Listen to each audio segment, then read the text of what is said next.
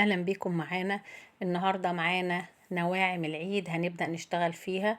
انا هعمل غريبة نص كيلو سمنة بيضة، مش صفرة ومش مستحب زبدة. طبعا السمنة هفضل اضربها بالمضرب لحد ما تديني قوام كريمي وهش. هبدأ ازود السكر، طبعا بنخله، ده ربع كيلو سكر.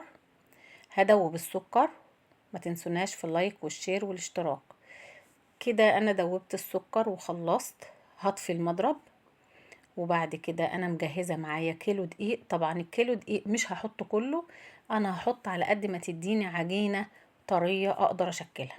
زي ما حضراتكم شايفين انا اتبقى عندي من الكيلو دقيق حبة، يمكن اقل من الربع كيلو. زي ما حضراتكم شايفين كده كل حاجة معايا بنخلها. الدقيق بنخله، السكر البودر بنخله. هقلب بالاسباتيولا، لقيتها مش جايبة معايا، فقلت ايه اقلب بايدي زي ما حضراتكم شايفين. طبعا هتديني عجينة طرية ما شاء الله زي ما بوري حضراتكم كده. كده انا خلصت عجن. هنا مفيش اي مواد سايلة. هغطيها وهدخلها التلاجة ربع ساعة. بعد كده هجيبها وانعمها بين ايدي زي ما حضراتكم شايفين، عجينة طرية وجميلة.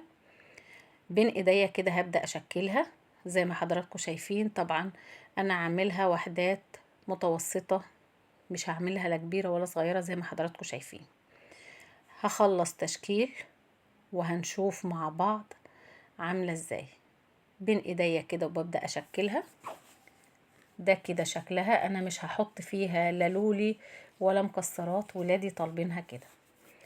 هخلصها اهو مع حضراتكم. هاخدها واروح بيها على الفرن بعد ما خلصت تشكيل الكمية كلها.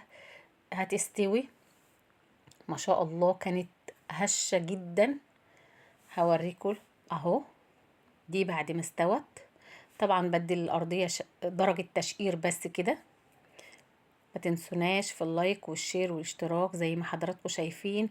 انا بحاول اوضح الشكل بتاعها، لان طبعا انا مش حاطه عليها اي مكسرات ولا اي لولي ولا اي حاجه. ما تنسوناش في اللايك والشير والاشتراك. اشوفكم على خير وكل سنه وانتم طيبين.